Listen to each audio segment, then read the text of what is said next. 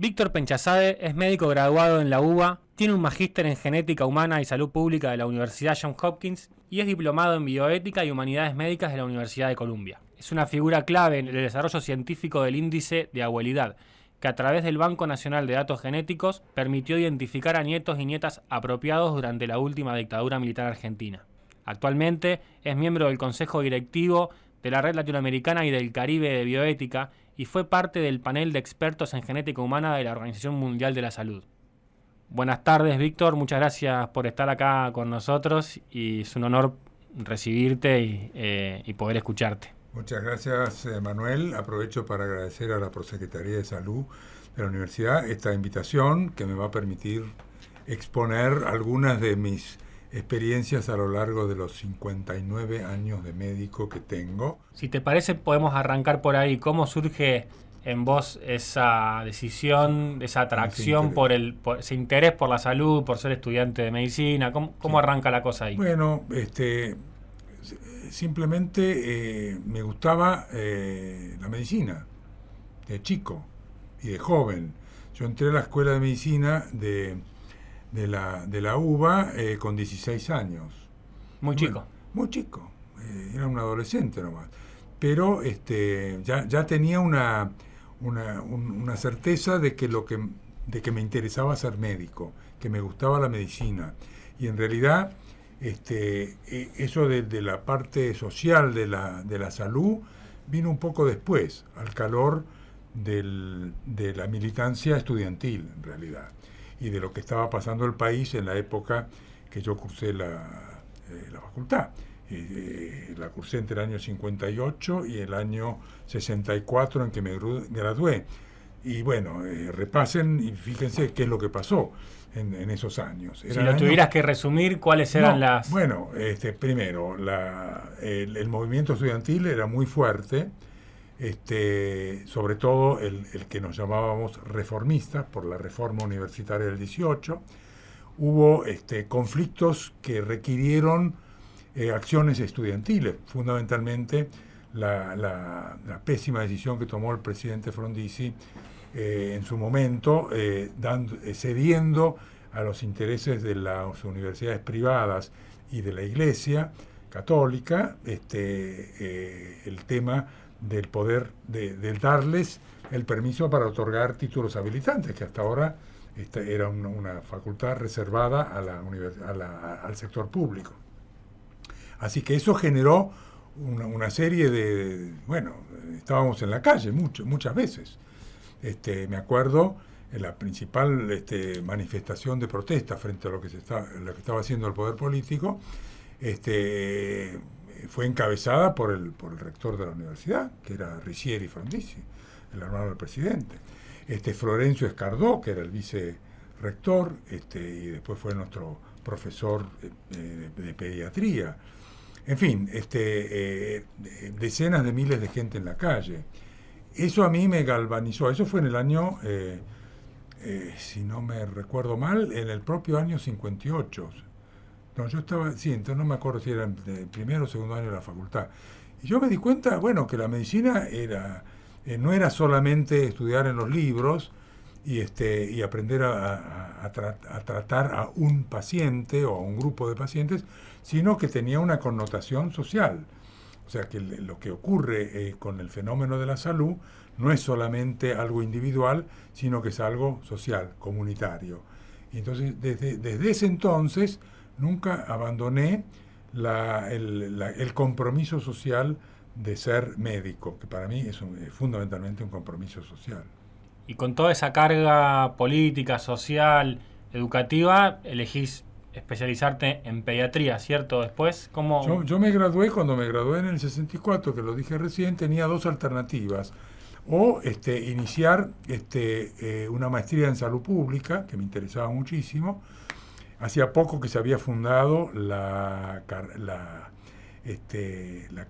de salud pública en la UBA, dependiendo de la Facultad de Medicina. David Seblever era el director.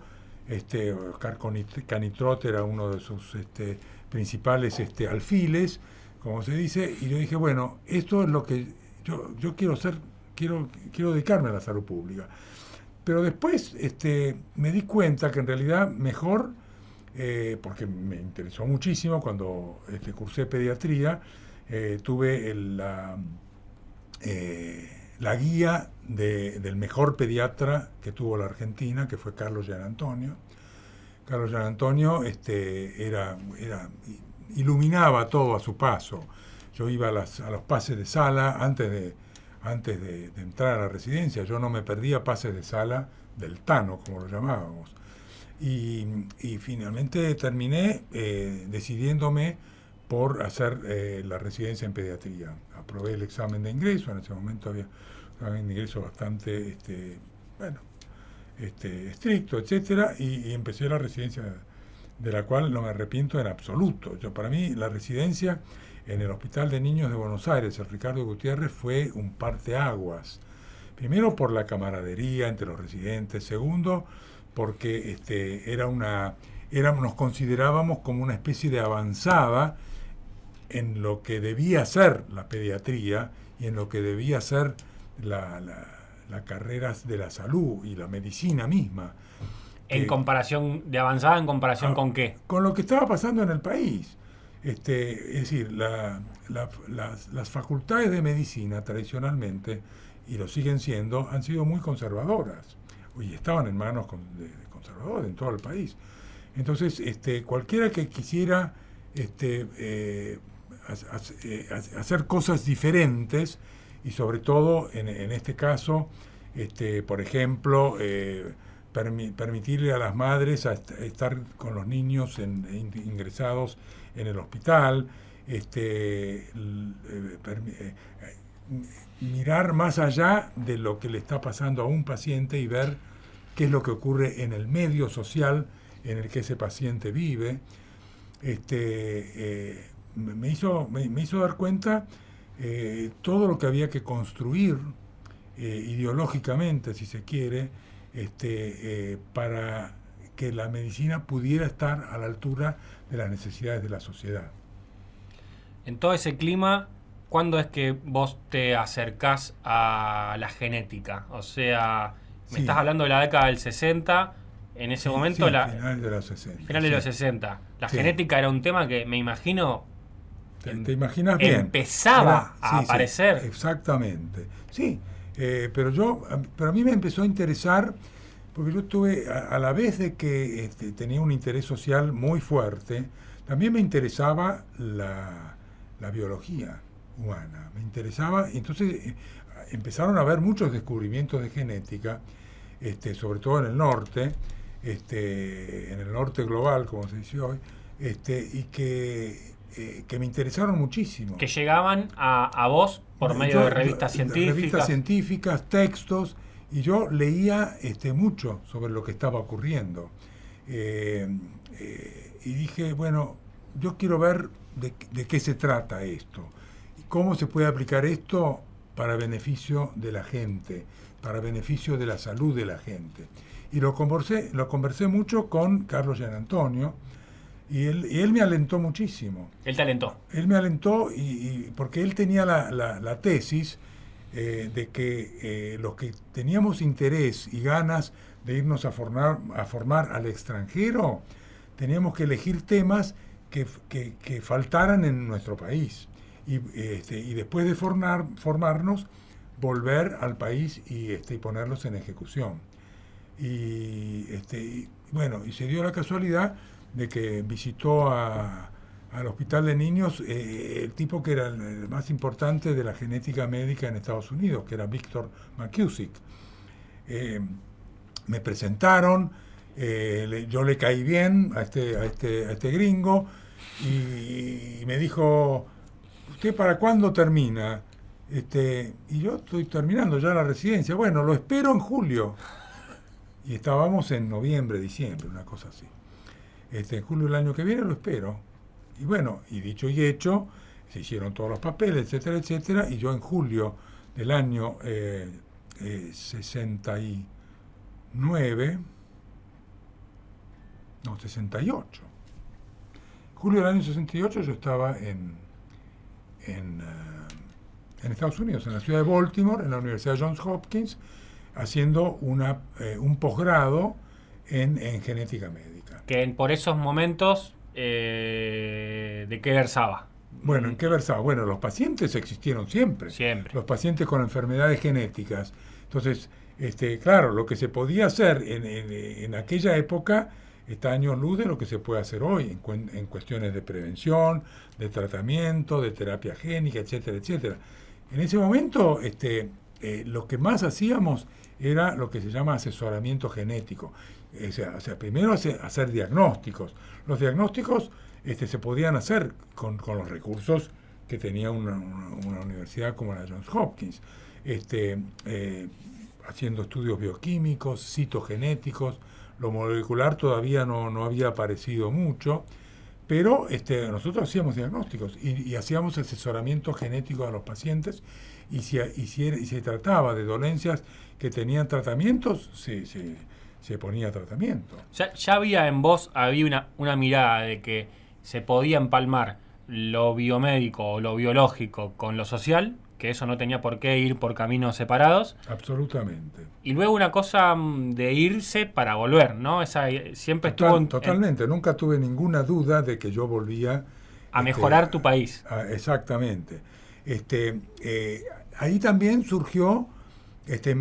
resurgió mi interés por la salud pública, y yo, a la par de que hice el posgrado en genética médica, convencí a McKusick que me financiara la maestría en salud pública, que era de la misma universidad, estaba enfrente.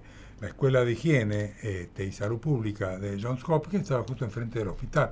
Así que yo, en eso versó mi formación, tanto en salud pública como en genética clínica. Pero bueno, no poca cosa, porque la Johns Hopkins es del, ¿no? Sí, punta de lanza. Es lo máximo. Es lo máximo. Es ¿no? lo máximo.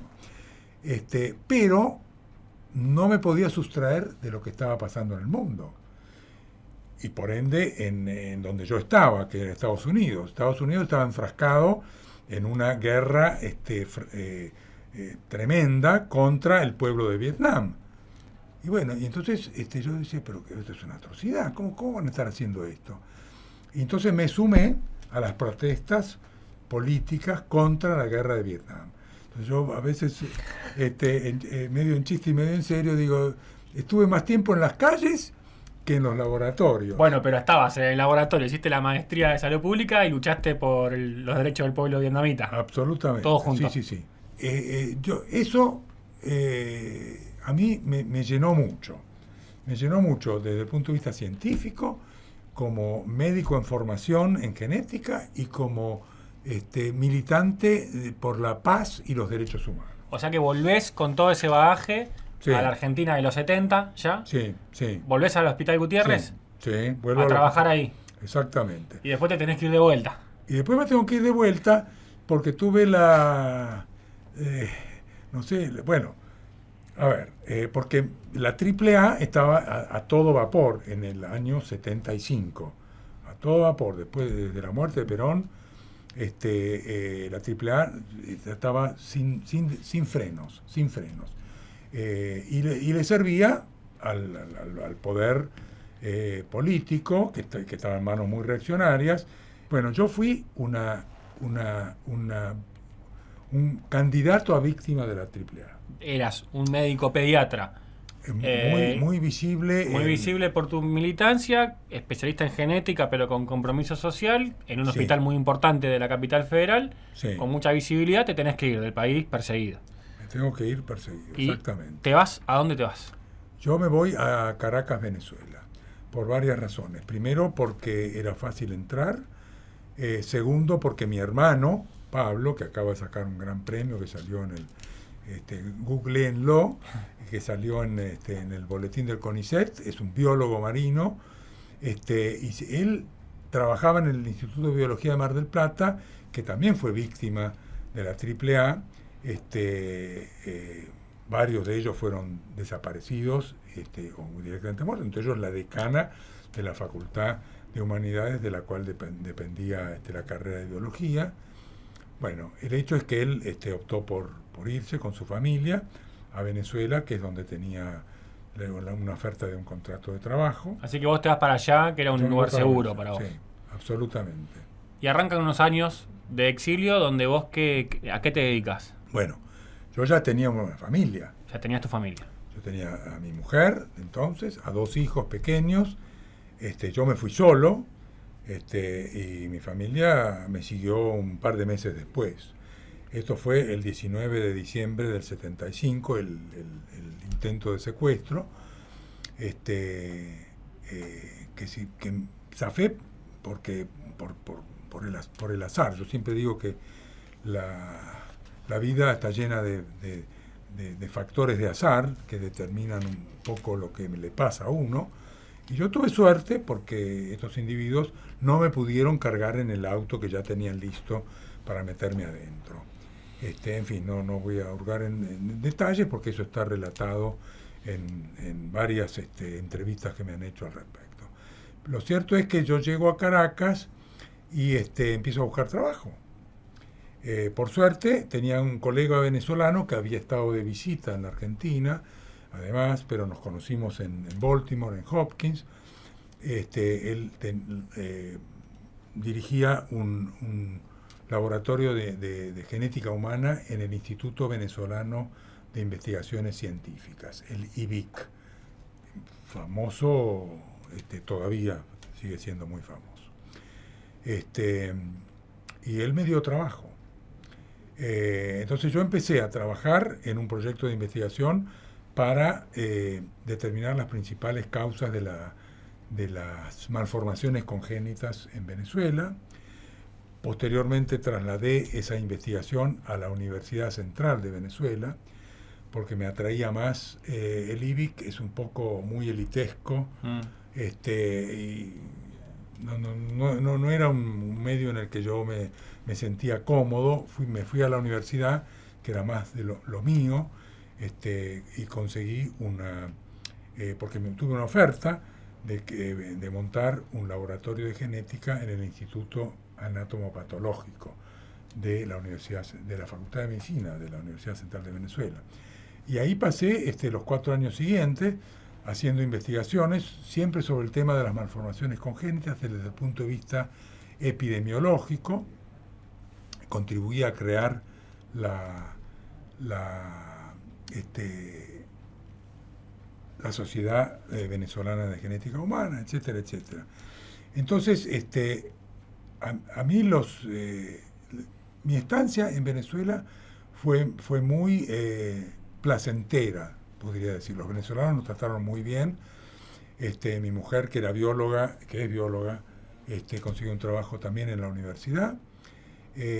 Nuestros chicos iban a una escuela que fundaron maestros uruguayos exilados, porque Venezuela fue un polo que concentró mucho el exilio del Cono Sur, Uruguay, Argentina, Chile.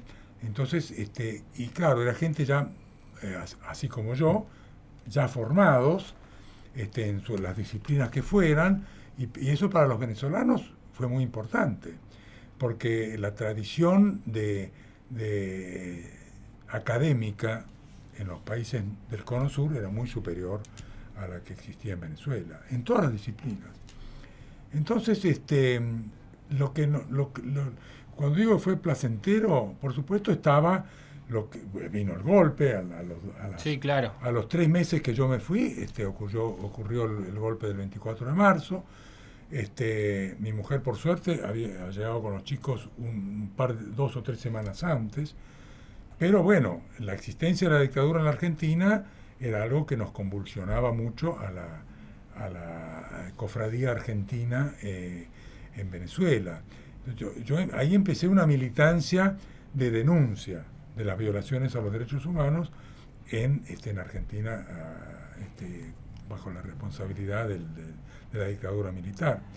Se empezaba a hablar ya de desaparecidos, por lo menos afuera del país. En el país yo sé que había mucho más control de los medios, no se dejaban publicar cosas que afectaran a los militares, El ejemplo de ello fue todas las dificultades que tuvo el director del diario del Herald, Bob Cox, que finalmente se tuvo que ir porque lo amenazaron y se fue con su familia, etcétera.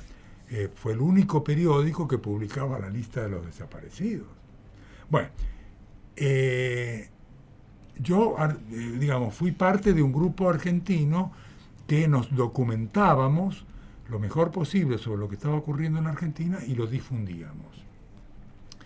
Eso siguió en mi estancia posterior. Finalmente nos fuimos de Venezuela, cerca de 5 años después de haber llegado, porque no estábamos muy conformes con la educación que estaban recibiendo nuestros hijos o que iban a recibir.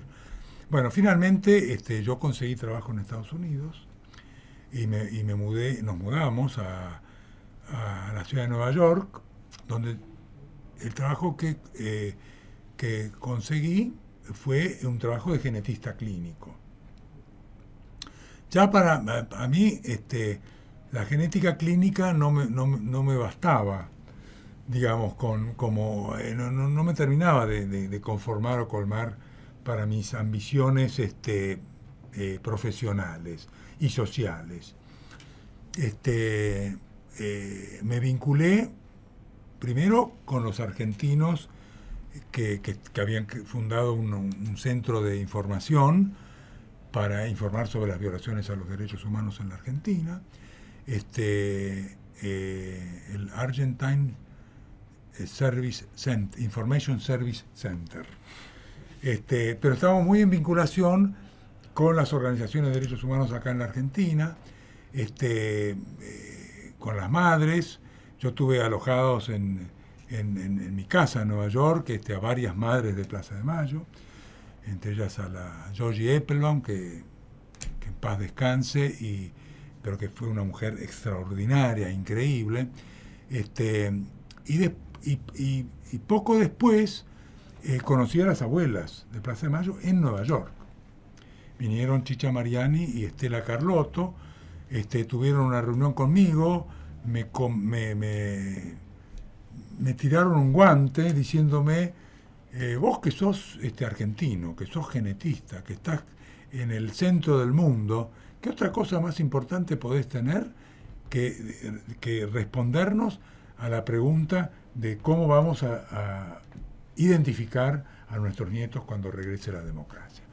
Eso fue en noviembre del 82, ya se sabía, después de la debacle de Malvinas y demás, que los militares tenían los días contados, y de hecho un año después hubo las elecciones y la asunción de Alfonsín. O sea que Chicha Mariani, muy importante para esta ciudad también, Chicha. Sí, por supuesto, y Estela también. Y Estela también. Las dos. Te van a ver porque ellas ya empiezan a percibir que iban a tener que argumentar con la genética, con los desarrollos científicos que se vinieran, porque evidentemente tenían ellas pruebas de que aparecían niños y niñas que ellas estaban convencidas que estaban apropiados, ¿no?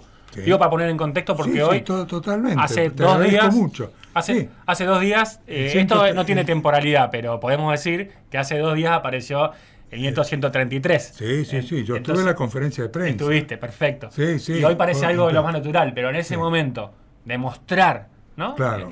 Demostrar. Sin la existencia de los padres, porque los padres de todos esos niños robados fueron desaparecidos por el régimen. Entonces, o sea, había que crear un método genético, biológico, que pudiera... Ese método se basó en realidad en algo preexistente, que eran las pruebas de paternidad, porque se usaba la misma tecnología, que no contaba todavía con el ADN. Eran las pruebas de histocompatibilidad antes. De grupo sanguíneo, etcétera. Pero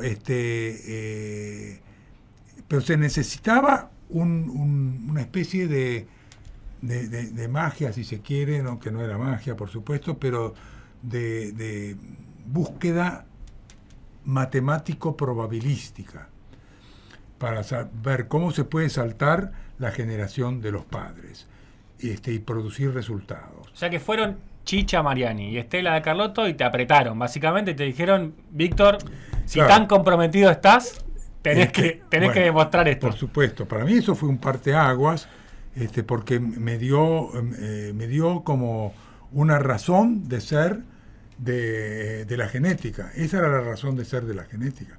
Claro, por supuesto, yo enseguida recurrí a los que sabían más que yo, a los que se dedicaban a la genética estadística, a la genética probabilística. Y encontré la persona ideal, que fue Mary Claire King, una genetista poblacional que estaba en Berkeley, en California, que era sumamente progresista. Ella estuvo en el Chile de Allende enseñando genética. Bien que tuvo que salir disparada cuando las papas se pusieron mal. Ahora, y Marie Claire me dijo, por supuesto, Víctor, yo tengo el equipo ideal. Tengo un matemático, Pierre Darlux, tengo un genetista molecular chileno, Cristian Orrego.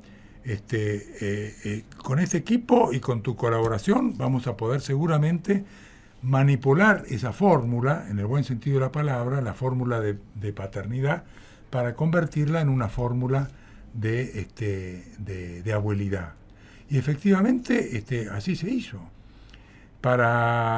Antes ya de las elecciones en que ganó el presidente Alfonsín, ya existía este índice. ¿Y el primer caso acá? Y el resto es historia, porque cuando fue una de las primeras medidas que tomó el presidente Alfonsín fue la creación de la Comisión Nacional por la Desaparición de las Personas.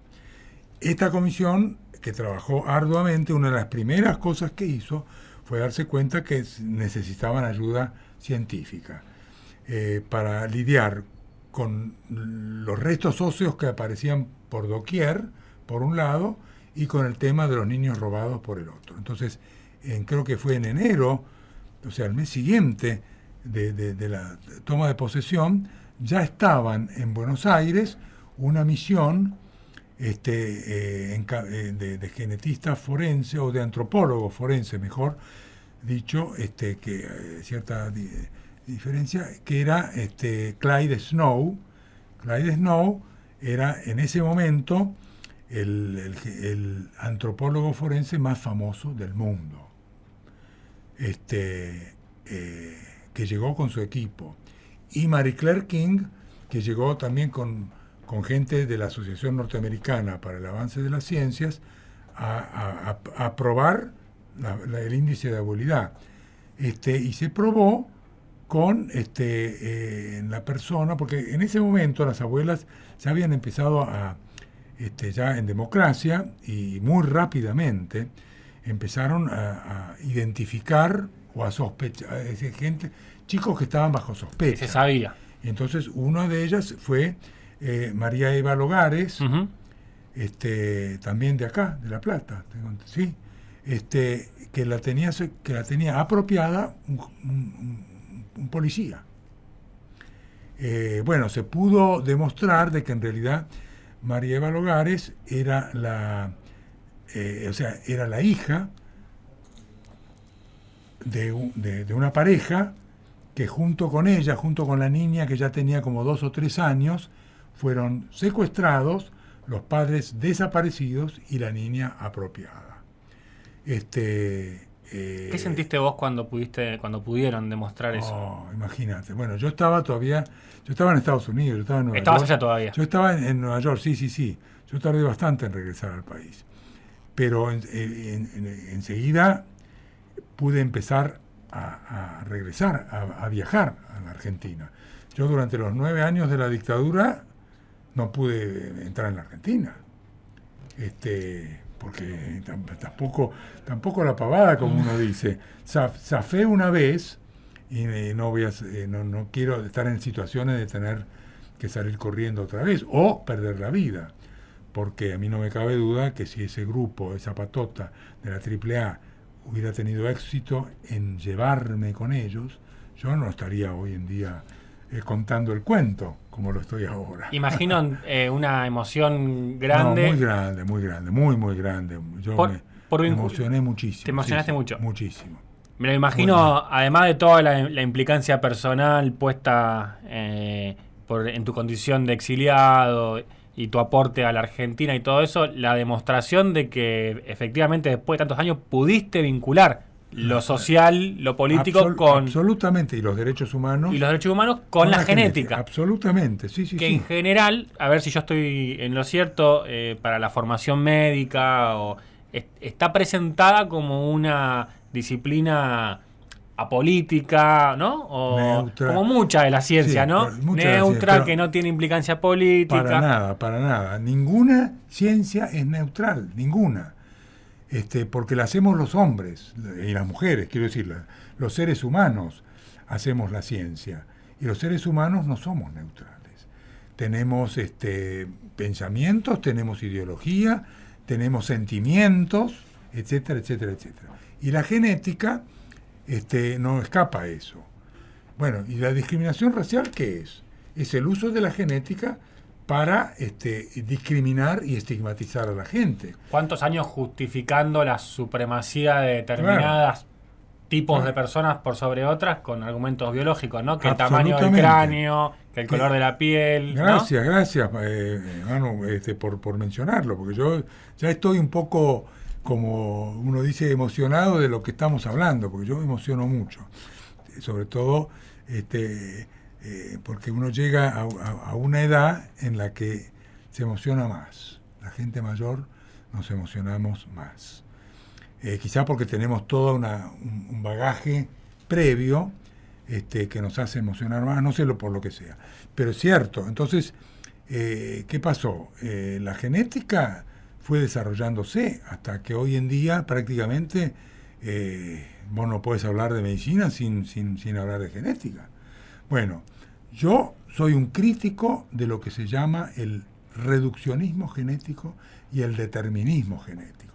El reduccionismo genético pretende que todos los rasgos humanos se pueden reducir a los genes. Sí, como cuando sale en la tele que encontraron el gen de la orientación sexual, o el gen de la diabetes, ¿no? No existe un gen para algo.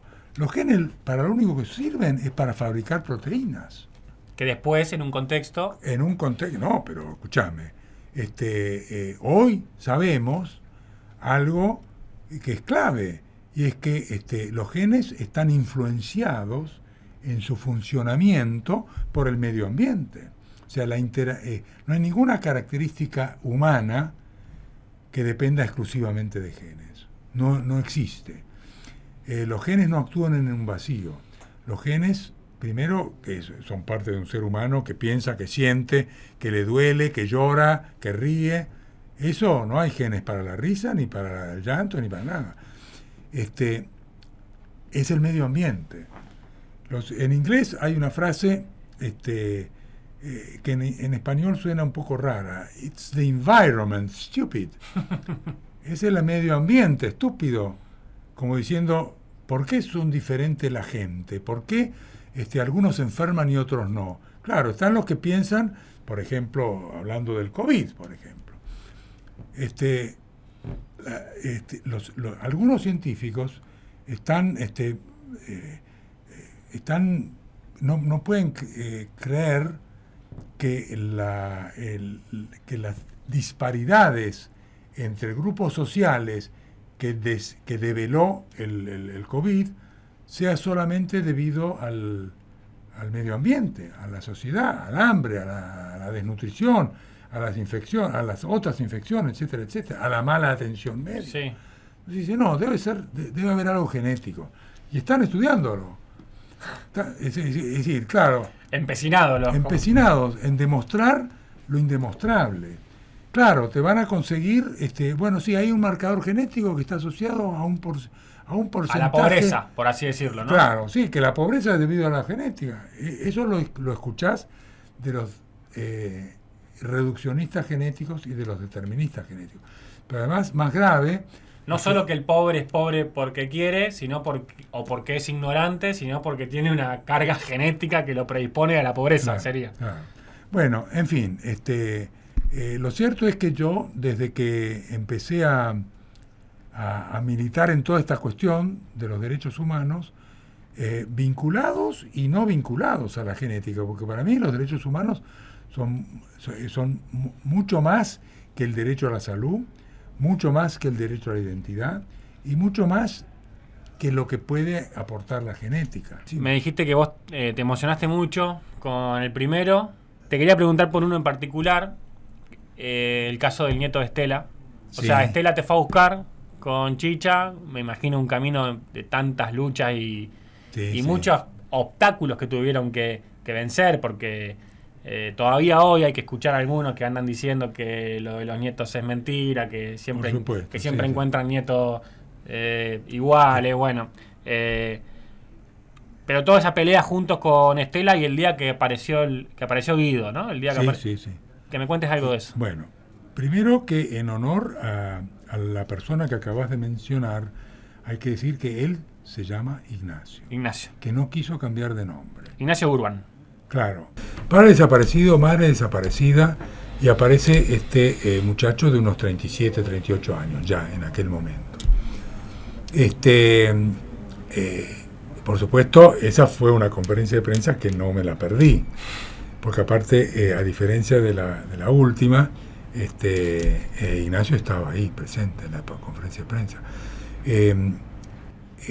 Pero no sé qué me quieres preguntar al respecto. Si hubo algo en especial en esa ocasión al respecto de lo compartido con Estela, si lo viviste como algo especial.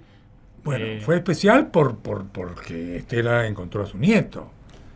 Fue especial por Estela. Y se develó todo el misterio que rodeaba a la muerte de la hija de Estela. Y por lo simbólico de que justo Estela, la presidenta de Abuela de Plaza de Mayo, etcétera, le encontraron el nieto. En fin, fue muy emocionante. Lo fue, pero cada nieto es un símbolo en sí mismo. No es que hay un nieto que por el cual uno se desvela más que por otro, o que a uno le impacta más que otro. En realidad, en mi caso personal, yo no conocí, no tenía ningún conocido que fuera madre desaparecida con un nieto apropiado. O sea que para mí, obviamente, todos los nietos tienen igual valor simbólico, los nietos recuperados, y todo el trabajo que hay que hacer con ellos. Porque yo te la regalo, viste, llegar a los 40 años y después decir, caramba, estuve 40 años viviendo un engaño, viviendo una mentira. No es que no tuvieron vida antes de ser restituidos. Exacto. Porque a mí varios de esos nietos me han dicho, sí, pero un momentito, yo, mi vida empezó cuando nací. Tuve la desgracia que me apropiaron, pero eso no me hace... Sí, no es que es una vida falsa y una vida verdadera. Y no es una vida que yo no tuve. Exacto. La tuve, con todos los vericuetos del caso. O sea que mi identidad genética estaba errada, o sea, me la mintieron. Las pruebas genéticas para identidad lo que establecen, con una probabilidad en general del 99,99%, etcétera, establecen la identidad genética de esa persona. Pero esa persona es más que una identidad genética, porque de lo contrario estarías dándole la razón a los reduccionistas y diciendo, no, claro, pero no. Todo el medio ambiente y la crianza que tuvieron los nietos robados, a la edad que fuera que hayan sido su identidad recuperada, fue porque, es decir, recuperaron la identidad genética. Pero la identidad personal hay que distinguirla de la identidad genética. Por supuesto. La identidad personal es algo que se va construyendo Por supuesto. a lo largo de la vida. Se va construyendo con la educación, con la alimentación, con la crianza, con el amor, con el afecto, con todo lo que hace un ser humano a las distintas edades que le toca vivir. La identidad personal varía con la experiencia y con la edad.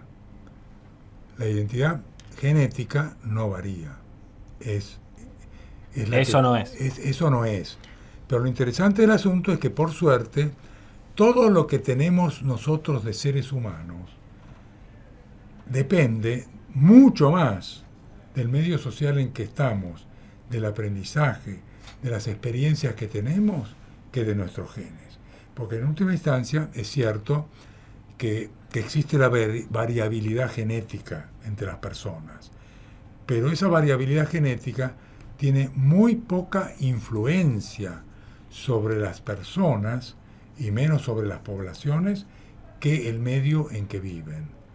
A la clase a que pertenecen, por ejemplo, que hace que algunos no puedan acceder a la salud, que otros tengan hambre, que otros los mate la policía, etcétera, etcétera. Es el famoso debate si incide más el código genético o el código postal. O sea, dónde nacés, si tenés casa, es si una tenés buena alegoría. Si tenés acceso a colectivos en tu barrio, si tenés Sí. centro de salud. Bueno, vos decías, no se puede pensar en ser médico, médica, o bueno, pongámoslo genérico, trabajador de la salud, sin contemplar una mirada de la genética, sin incorporar la genética a la Claro. formación.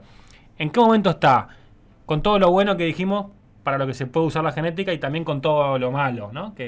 Para lo que puede ser utilizada. ¿En qué momento está el desarrollo de la ciencia genética argentina hoy?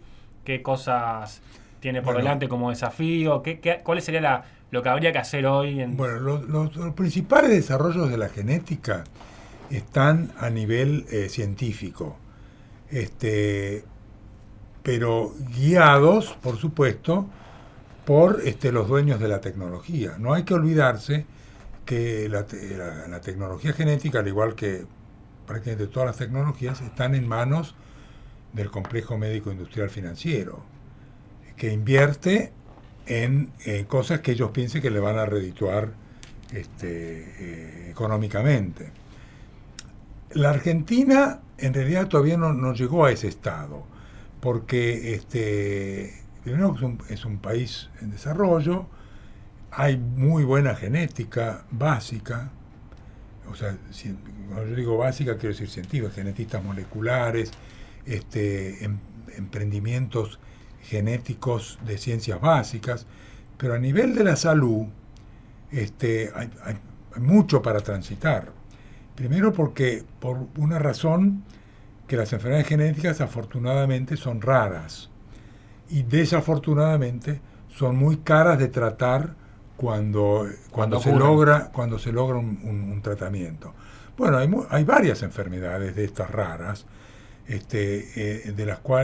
para las cuales ya hay posibilidades de terapia génica, pero esa terapia génica en Estados Unidos sale cerca de 1 millón, 2 millones, 3 millones, de manera que en millones de dólares los costos. Nosotros, el grupo al que yo pertenezco, un grupo de bioética, somos muy cuidadosos de evitar el término, enfermedades de alto costo. Mentira, no son de alto costo, son de alto precio, porque los precios se los pone la industria farmacéutica. Y la industria farmacéutica se caracteriza además por no dejar que se sepa los costos reales que tiene la producción de los medicamentos, ya sea los medicamentos clásicos tradicionales como los medicamentos esconden mucho esos números.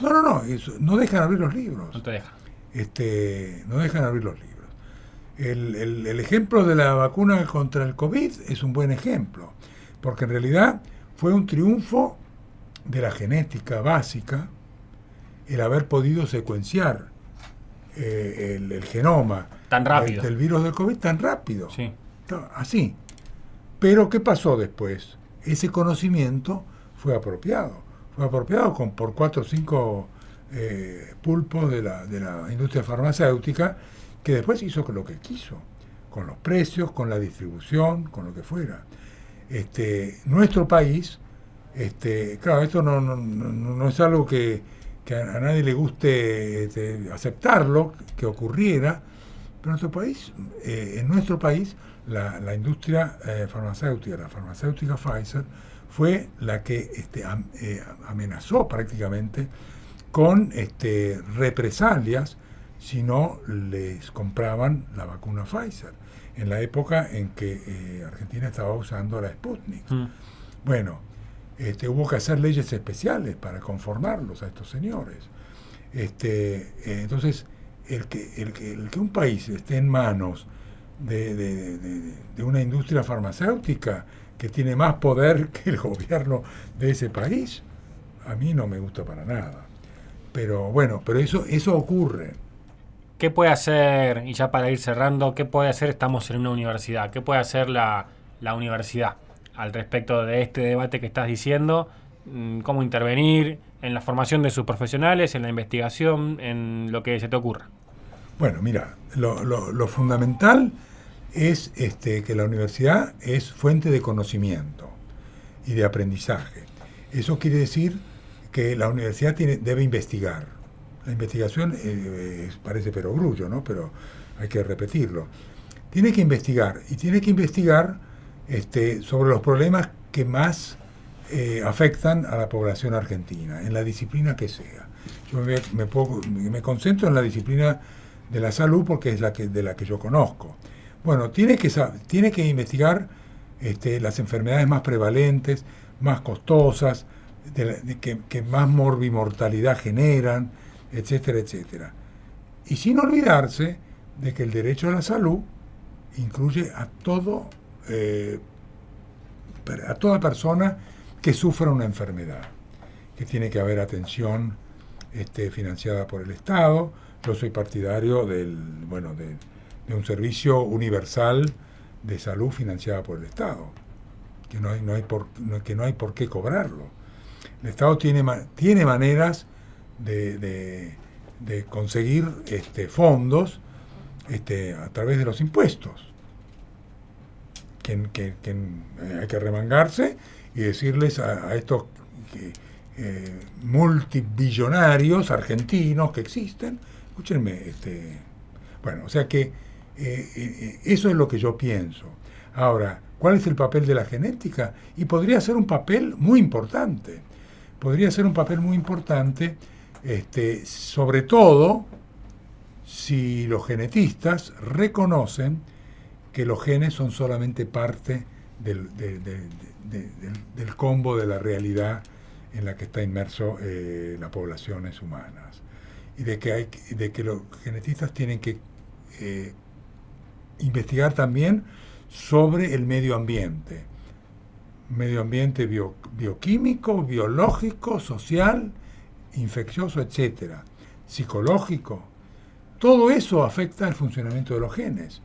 Claro, eso no es para los genetistas, pero eso quiere decir que este tipo de investigación tiene que ser multidisciplinaria, en la que las ciencias sociales tienen mucho que ver, y por supuesto la medicina clínica también.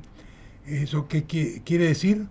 Que la universidad tiene que enseñar eso. La universidad tiene que dar posibilidad a que sus estudiantes aprendan, primero, que las personas somos mucho más que un paquete de 25.000 genes, que es muy importante las experiencias, cuanto más tempranas, más importantes son.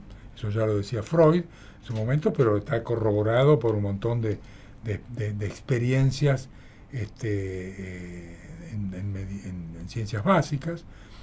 La epigenética, que mencioné al pasar, hoy en día está siendo muy estudiada, porque en realidad nos está dando la razón a los que decimos, es decir, a los que estamos en contra del reduccionismo genético, porque si no podemos darle cabida a la epigenética, que está absolutamente demostrada.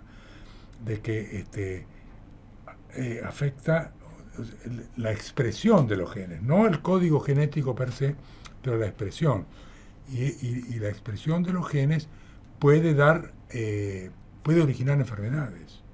Cuando un gen, por ejemplo, no se expresa bien por influencias epigenéticas negativas, etcétera.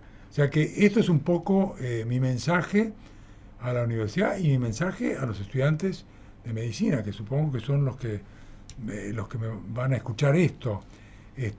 No importa la especialidad en que uno esté dentro de las ciencias de la salud, no hay que olvidarse de lo social y no hay que olvidarse de que la genética, no dejarse seducir por el reduccionismo genético, porque claro, parece muy fácil. No, sí, el gen de tal cosa, el gen de tal otra, eso son falacias, totalmente falacias.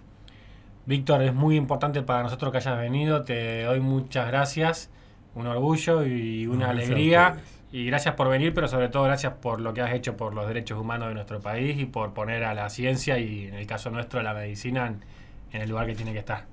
No, gracias a ustedes.